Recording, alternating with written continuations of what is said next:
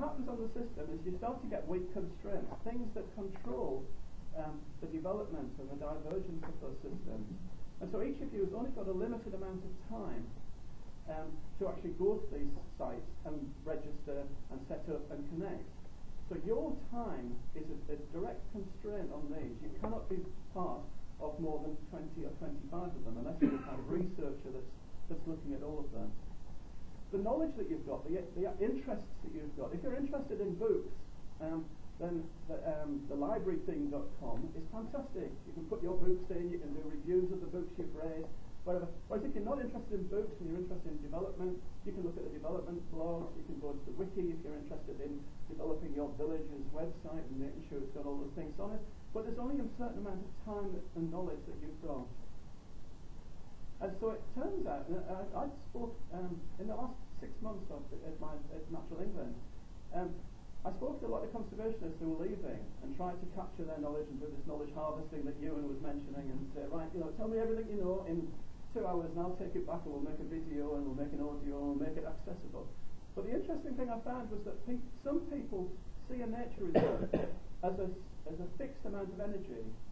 And so when the ants are going out of the trees and they're harvesting the aphids and sucking the juice out of them and bringing it back, there's a limited amount of energy within that system. And so when it's too cold, the ants don't leave the nest. When even when the moon comes out and it draws the sap up the tree and therefore the pressure's greater on the aphids, that's when they start to go up, so they don't have to exert too much energy to get that. And I kind of think there's a similarity in the web and Web 2.0 in terms of the amount of energy that's there that we all put into it is a constraint. So it can't keep growing bigger and bigger and bigger. They can't keep throwing more and more options of social linking websites and business opportunities. And then there's this great thing, the cognitive bias of the mind. Your mind has some awful biases that you're probably not that aware of. And if you go to Wikipedia and look up cognitive bias, it lists about 100 things that the mind is biased on. But the main one is that we look at first fit, not the best fit. And this seems to apply in terms of the Web 2.0, is that most of us are members of the systems that we first joined when it first started. And so as soon as you go onto Facebook and you think, right, that'll do, there's some friends there, I'll join together. By the time you've put lots and lots of bits of material on there and you've started to share and you've got your photographs and everything, you don't want to move on to another one. MySpace might be better now.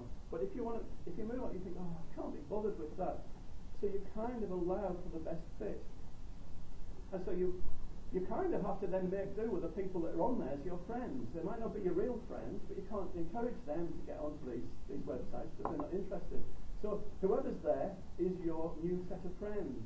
There's a huge amount of effort to move on. So if someone comes up with Facebook 2, which, I mean, they're modernising it, everybody's complaining against it, then who's going to go first? Do we all go together? How do we arrange this? It's going to be like arranging an army to move down a hill and find a new village or something. It's going to be really difficult.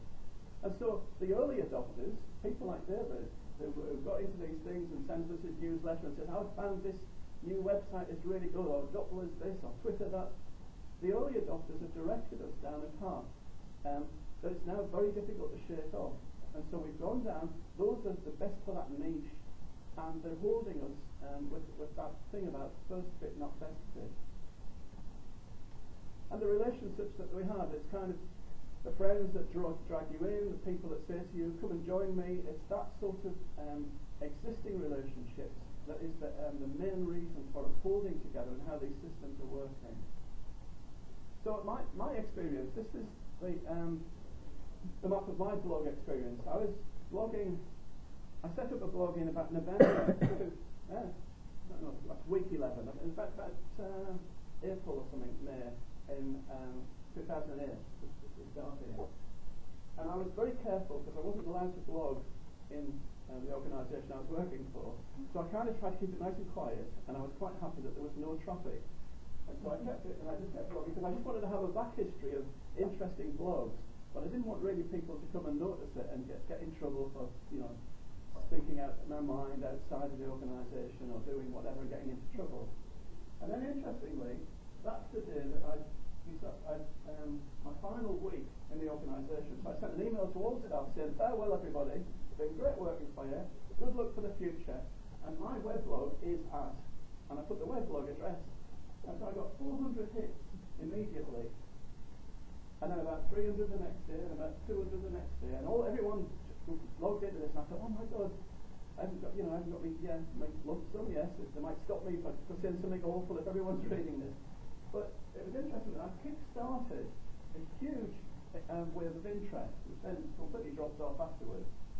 But what that did is it left an interesting trail. Sites like Innovation Watch do trend statistics, and they read the trends of blogs, and they saw that little Ron Donaldson's blog, for some reason, is getting 400 hits. So let's have a look at that and see what it's about. And so I found myself on the front page here of Innovation Watch saying, here's a new blog, you should be keeping an eye out for this. Now that's exactly the same as ants do when they're looking for a food source. The ants go out, and then when one comes back and says you've got food, or however it signals to the other ants, they say, oh yeah, of course you have. Another one comes back. But when a certain amount, 15, 20 ants come back, and all indicate that there's food, that's when everyone changes their path and sets off. And recent research on bees as well, and bee swarming, is that the bees go off looking for new houses, places for their hives. And as they go out, as soon as you get 10 to 15 bees coming back, saying there's a hive spot over there, then the wisdom of the crowds, everyone moves towards that and starts to follow that path. So there's a similar thing happening here, that you can generate a trail, or if people come in and regularly access your blog, it will then start to follow that, and you can build a sort of a portal, if you like, or an opening, of which people will follow in the future, and set yourself up. So that's your thing. Send an email out to lots and lots of people at the start, and put something interesting on at the start to try and generate and get caught by these trend spotters. And of course, behind the scenes of all of the Web 2.0, there is a genuine chemical set of networks and laws. I haven't picked it, oxytocin, just because it's got hexagons in it. My other, I was going to write hexagons on my thing other than real L. But the oxytocin is a very, very interesting hormone. Oxytocin is triggered when you laugh with other people. So when you're sitting here, if I'd managed to tell a joke and at the start you had managed to laugh, you would have all laughed together and produced oxytocin. Now oxytocin is the bonding hormone that mothers produce when they have a baby, or that couples produce when they're having orgasm. No one else is going to be able to mention that in their talk today. And you laughed as well, so there you laughed and the thought as well. And what happens is that bonding hormone that you release somehow makes you more connected with the person that you laugh with, or other things with, than you realise. And so it works subconsciously, and you link and you connect. So if over the next 2 days at this conference you talk and you laugh together and you enjoy each other's company, if you then go back, it's enough within your brain to trigger thinking, oh, I'm going to join with Ed and on LinkedIn and connect with them. And oh, there's Ed on Facebook, I'll connect with Ed. Says, are you my friend Ed? And he goes, oh yeah, I had a good laugh with him, and connects.